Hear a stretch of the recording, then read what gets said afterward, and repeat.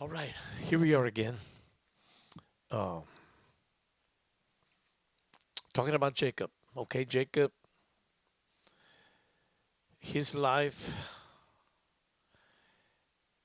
uh, got four wives. He's got Leah and Rachel, and then the two handmaidens.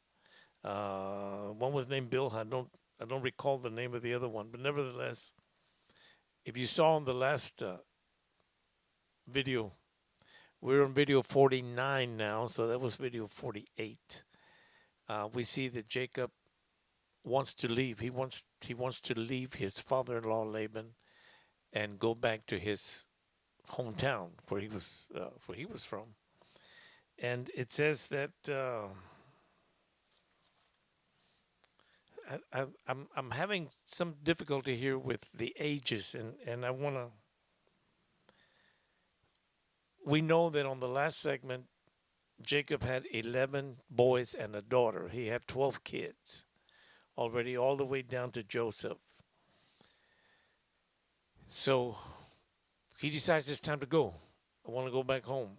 And it says here in chapter 30, verse 25, it says, "It came to pass when Rachel had borne Joseph that Jacob said unto Laban, his father in law, Send me away that I may go unto my own place and to my own country.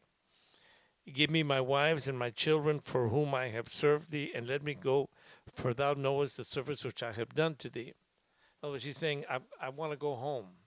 I want to take my wife and my kids, and I want to go home. And Laban, verse 27, said unto him, I pray thee, if I have found favor in thine eyes, tarry, for I have learned by experience that the Lord has blessed me for your sake. So Laban is letting him know, he says, I know that God has blessed me because of you. When you started, there wasn't very many sheep, and now there's a whole bunch of sheep. And I venture to say that probably Laban could have given Jacob half of his flock, and he still would have had thousands of sheep. But he didn't. They made a deal. Okay? And Laban is telling Jacob, he says, appoint me, in verse 28 of chapter 30, he says, appoint me your wages, and I will give them. And he said unto him, Jacob speaking unto Laban says, Thou knowest how I have served thee, and how thy cattle was with me. In other words, Jacob is taking care of Laban's cattle. And when they talk about cattle here, they're talking about sheep and goats. They weren't talking about cows. Cows weren't till Texas came into the scene. Just kidding. But, Texas is known for its cattle and for its steaks. But they didn't eat that there. All they ate was lamb and goats, which is really the healthy meat to eat. So Jacob is telling him, I've taken care of your cattle. I've done everything properly. I've gone above and beyond. I stay up all night when it's cold. I'm freezing out there, but yet I stay there to take care of them. And then during the day, the heat of the day is so hot, but yet I'm still there. I have gone above and beyond my part. And Laban says, I know. And that's why God has blessed me, because of you. He says, so please, let's work something out. So then Jacob tells him, I tell you what, we have a bunch of cattle. Let me take the ones that aren't purely white, the ones that are off colors. They might have stripes on them. They might be brown. They might have black and white. He says, "Let me take those and breed them, and their offspring will be my pay. Give me a couple of years to do this, and we can do it like that." So Laban says, "Okay, no problem. We'll do it like that." And then it says here in verse 35, after they had made that pact, Laban, it says, and Laban removed that day the he goats that were ring straked. It means that they were different colors. Uh, ring-straked and spotted, and all of the she-goats that were speckled and spotted, and every one that had some white in it, and all of the brown among the sheep, and he gave them to his sons. So he cuts his deal with Jacob. Jacob says, let me breed the cattle. When they breed, the ones that are ring-straked, the ones that aren't perfect in your eyes, they're not perfectly white, that are different colors, as they're being born, those will be mine. And when I leave, I'll take those with me. And Laban says, yeah, no problem. You got a deal. So as soon as they cut that deal, Laban, and I'm sure his sons were helping him, they go through the herd and they pull out all of these goats and lambs that are different colors. They're not perfectly white. He pulls all of them out and he gives them to his sons, and his sons take off, him and his sons take off about 3 days' journey away from Jacob. So basically, he might have left one or two of that. We're going to call them the ring-straked, okay, cattle or sheep and goats that weren't perfect. But he took all of the other ones with his sons. So you can kind of see the scoundrel that this Laban was. They made a deal. So he takes all of the cattle that were supposed to be giving offspring to Jacob. So all that's left is a white, the pure. But God had a plan. Anyway, it says that Jacob went and cut some poplar, sticks of poplar. Now, I'm a carpenter, and I work a lot with poplar wood. It's not popular, it's poplar, Poplar. And he says that he peeled the bark off and he put them in a certain area. And what I have studied on, if you ever listen to Pastor Murray speak about this, he says that what he did with those poplar pieces of wood that he got, he actually made a small corral. Excuse me.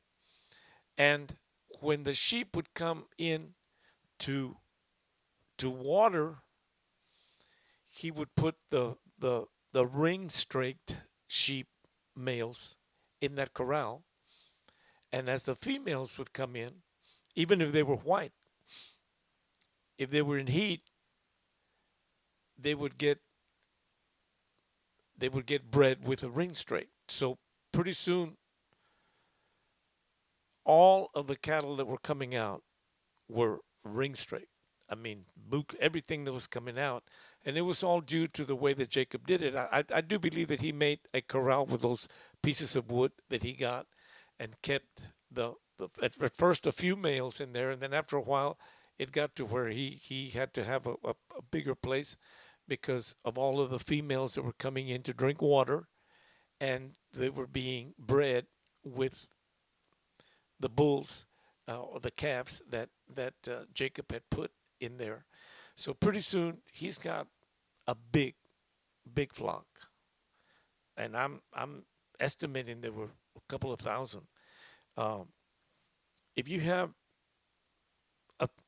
let's just say 1,000 cattle, and out of those 1,000 you've got maybe 800 females and 200 males, and every however often, 21 days or whatever, what have you, when they come into heat, you've got 800 that come in, and pretty soon that 800 becomes 1,600, and then pretty soon that 1,600 becomes 2,500, and so on. So it shows here, and God was with Jacob as he did this. Okay, so if we go, verse 38 is talking about verse 37, it says, and Jacob took him rods of green poplar and of hazel and chestnut tree, and pulled the white strakes in them, and made the white appear which was in the rods. And he set the rods which he had peeled before the flocks in the gutters and in the watering troughs when the flocks came to drink, that they should conceive when they came to drink. Basically, he stuck them around the troughs, and he kept the males there. And the flocks conceived before the rods, and brought forth cattle, ring-straked, speckled, and spotted. So pretty soon, All of the cattle that were being born were ring-streaked, speckled, and spotted, and those were Jacob's. So we see that he began to have a bunch. Okay, and it says here in verse 43, it says, "And the man Jacob increased exceedingly and had much cattle and maidservants and menservants and camels and asses."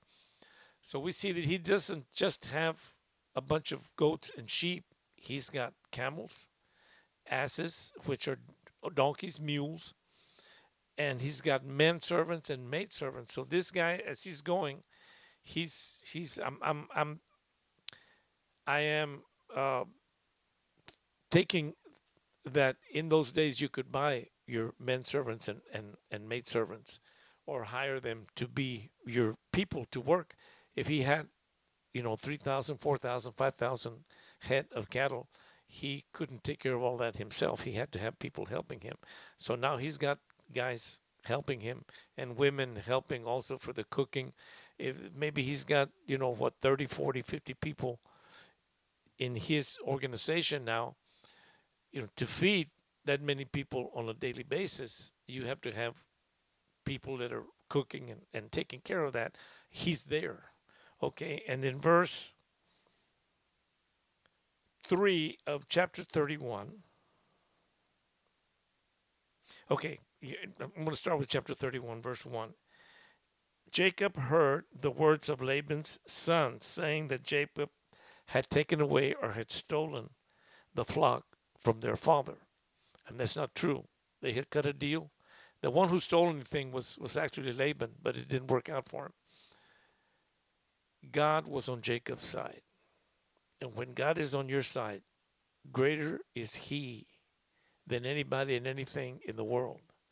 When God is in your side, on your side, that's a blessing above blessings. Okay? So you want to have God on your side at all times. Okay? So the Lord said unto Jacob in verse 3 of chapter 31 in Genesis, it says, "And the Lord said unto Jacob, Return unto the land of thy fathers and to the kindred, and I will be with thee." Okay, so he's telling him right off, he's got his flock, he's got his 11 kids, he's got his 4 wives, he's got his men servants and maid servants. I'm sure they would set up tents and bring him down, and God tells him, okay, go back. Go back approximately 1,000 miles. If you saw when he left, when he started in Canaan, he had to go up to Haran and then down to Padan Aram, where he was at here. So now he's got 1,000 miles to travel with everything he's got with him. It's not going to take a day or two. It's going to take him a couple of months before he's actually back where his father and his brother are. But he's got everything now. He takes off, and he doesn't let anybody know. And then when he's talking to his wives and telling them that what he plans to do, and basically he's letting them know so that they can, if they're going to agree with him or disagree with him. So we go to in verse 4 of chapter 31, it says, "And Jacob sent and called Rachel and Leah to the field into his flock, and said unto them, I see your father's countenance, that it is not toward me as it was before, but the God of my father has been with me. And you know that with all my power I have served your father. And your father has deceived me and changed my wages 10 times, but God suffered him not to hurt me." Okay, so Laban has changed Jacob's wages 10 times. And he was with him approximately 20 years. So we see the first wage that he changed on him was when he had worked 7 years for Rachel, and Laban brings Leah and sticks her in with him on supposed to be the wedding night of him and Rachel. He actually marries Leah. That's the first time that I think that he changed his wages. After that, it just kept on happening. It says, verse 9, It says, verse 8, it said, he said, the speckle shall be thy wages. This is what Laban had said. Then all the cattle bare speckled, and he said thus, the ringstrait shall be thy hire, and all of them bear ringstrait speckled cattle. When they made that deal, even though Laban went through the flock and picked out all of those cattle that were not perfectly white, the next ones to be born all came out imperfect, if you want to call it. They were ring straight. They were black and brown. They were black and white. They were all brown. They were all black. They weren't white. And all of those belonged to Jacob. And that's what these female cattle started having. So God began to bless Jacob tremendously and rapidly. Of course, he'd already been there for like 17 years. But God does things in his time, and the way that he knows is the best way to do things. So he's talking to his wives, Leah and Rachel, and telling them, thus God has taken away the cattle of your father and given them unto me. And it came to pass at the same time that the cattle conceived, that I lifted up my eyes, and I saw in a dream, behold, the rams which leaped upon the cattle were ring straight, speckled, and grizzled. So he's telling them everything that has happened, telling his wife, this is what has happened. I want to leave. I want to go back home. What do y'all think? And Rachel and Leah in verse 14 answered and said unto him, is there yet any portion or inheritance for us in our father's house? We are not counted of him strangers, for he hath sold us and hath quite devoured also our money. They saying that he sold them because in a way he did, because Jacob had to work for 7 years for each one of his wives. So he didn't just take them, he actually worked. If he would have gotten wages for those 7 years, he would have made money, but he didn't. He took those years for his wives. Okay, and then verse 16 says, for all the riches which God hath taken from our father, that is ours and our children's. Now then, whatsoever God hath said thee do. In other words, they're telling him, our father's not going to give us an inheritance. Even though we're his daughters, he's going to give the inheritance to our brothers. So we don't have anything that he's going to give us. So let's go. If that's what you want to do, we're behind you 100%. Let's go. So they began their journey. And then it says here in verse 19, it says, Laban went to shear his sheep, and Rachel had stolen images that were her father's. Now these images, if you have been from the beginning, you know that Abraham, when God came to Abraham, which is Jacob's grandpa, Abraham and his family had a business, and the business was that they made idols. They made little gods for people. Okay, they out of wood, out of stone, but they would make gods and they sold them, and they had a good business going. When God comes to Abraham, Abraham realizes that that's not God's plan. So he leaves, and he had taken his brother with him, but eventually his brother came back home after his dad died, and Abraham stayed in Canaan. Now, Abraham has nothing to do with idols anymore, but you can see here that Laban, Leah, and Rachel's dad had some idols still. So you can see how God was working in Abraham's life through Abraham, through Isaac, his son, through Jacob and Esau, his grandsons. These guys don't know what that is. But where Rachel and Leah live, they do know what that is. And Rachel went and stole them. There were some that were golden. And I don't know exactly what they were, but she stole them and she took them with her. And her and Jacob and Leah and all of the men servants and all the cattle, they took off. They left. And when when uh, Laban finds out about this, they've been gone for 3 days before Laban found out. See, they were 3 days away when Laban took all the cattle and gave them to his sons, the ring-stringed ones.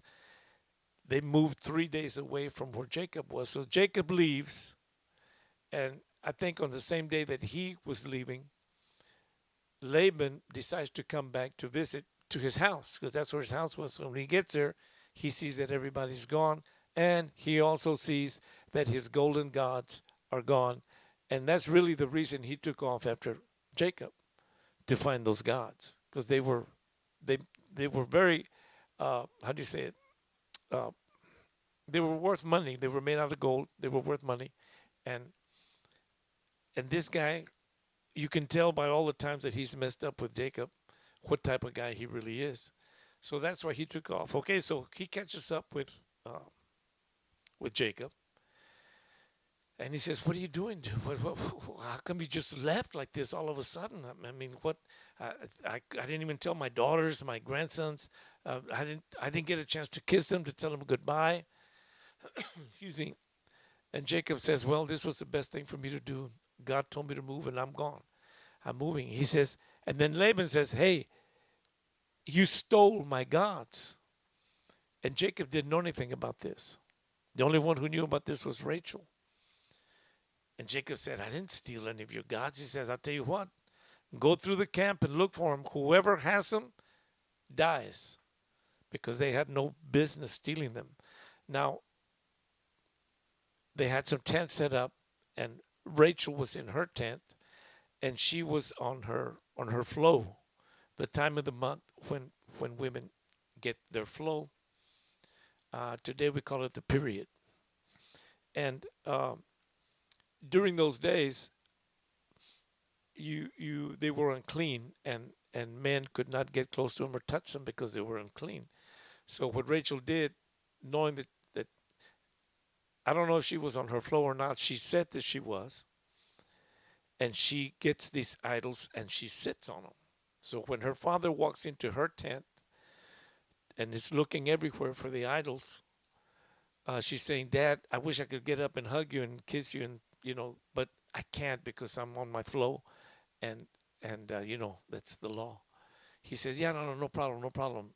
And I'm sure he said, "Do you know who took these things or whatever?" And I'm sure she said, "No, I don't," but she had them. So anyway, they take off. Laban doesn't find what he's looking for, gets mad at Jacob, goes back, and they sort of parted, uh, like in a mad term, yes and no. The good thing is that Laban was able to tell his daughters and his grandkids goodbye and go back. Now,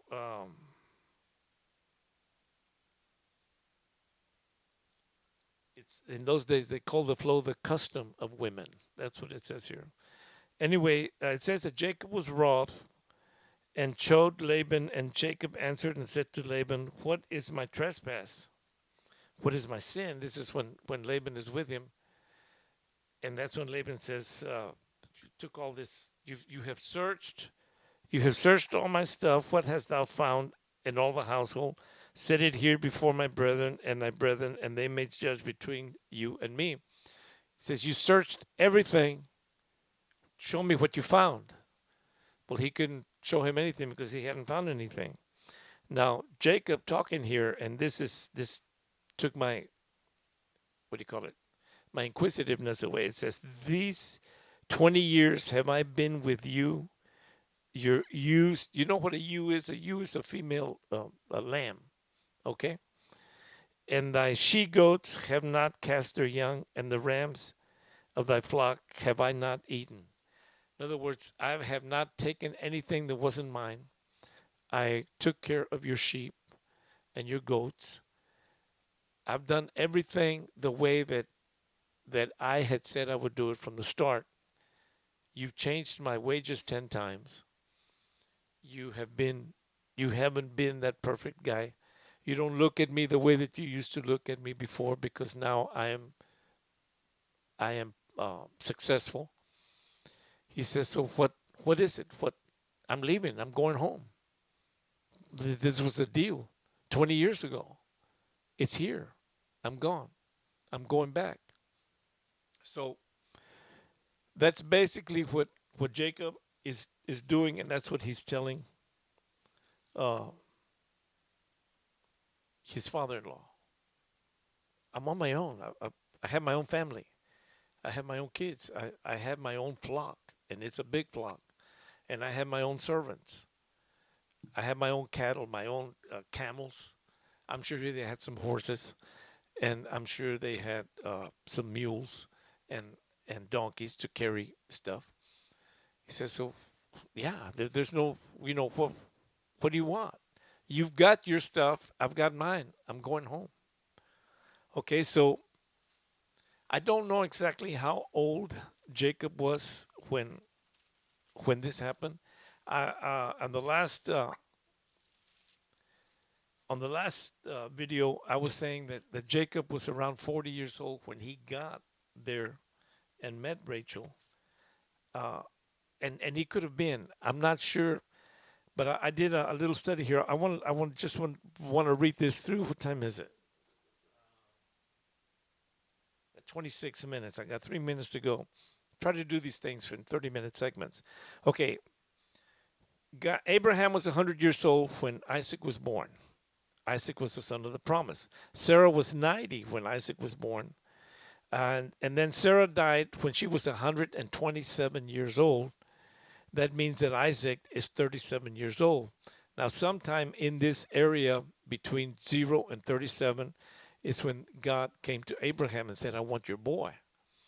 He wasn't a baby anymore, and he was maybe a young man. But anyway, Isaac was 37 years old when Sarah died. And Isaac was a mama's boy. And I've said this, I was a mama's boy when I was growing up. And my sons, excuse me, I have 3 sons, and they're all 3 mama's boys. And there's nothing wrong with that. That's great. The mama, they love their mama and watch out for their mama and take care. And that's good. That's a good way to be. So Isaac was sad because he had lost his mom. And at that time is when Abraham tells Eleazar, his chief servant, that he wants him to go back where Abraham is from, where Jacob is leaving from. He says, I want you to go over there and I want you to find a wife for my son Isaac. I don't want Isaac to marry a Canaanite woman. So nevertheless, Eleazar goes and he brings Rebekah, which Rebekah and Isaac were cousins. They were like second cousins. She was a lot younger than him. Isaac, it says that Isaac was 40 years old when he married Rebekah. So he was 37 when his mom passed away. So I'm thinking that the time period that it took for Eleazar to go all the way to Abraham's home back where he was from and then come all the way back, it took maybe a year or 2, maybe 3. I don't know. But it says that Isaac was 40 years old when he married Rebekah. And Rebekah was, she couldn't have kids for 20 years. So it says here that Isaac was 60 years old when Jacob and Esau were born. He wasn't a spring chicken. So Abraham was 160 years old when Jacob and Esau were born. And Abraham dies at 175 years. He was 175 years old when he died. So that means that Jacob and Esau were 15 years old. 15, quince in Spanish, when Abraham died. So it says here that Jacob worked for Laban for 20 years. Isaac died when he was 180 years old. And he had the boys when he was 60. So that would 180 minus 60 leaves 120. That means that when Isaac died, being that he was 40 years old when he had Jacob, that means that Jacob was 120 years old when Isaac passed away. So there's been, from the time that Jacob was born till the time that Isaac passes away, 120 years. So we see here that in this time that Jacob has worked for his father-in-law, that has taken his daughters, Leah and Rachel, Laban's daughters, as wives, has had the kids. He has left uh, his father-in-law's place, gone back, and he's living in Canaan, close to where his mom and dad lived. Uh, it's been a long time. He's not a young man anymore. He's an old man, and I'm going to go into this as soon as we come back on the next lecture, because one of the children that that was born to him was a daughter. Her name was Dinah. Dinah? She was. I can't find it. It was Dinah. And because of Dinah, her two brothers, Reuben and Levi, went out and did something. And they couldn't be boys when they did what they did. They were men. So that lets me see that the time period has passed. They come back from Laban's. They're living here where they're at. And then this incident passes with Dinah. And we will know that, or Diane, I think her name was Diane. Um, I can't find it, darn it.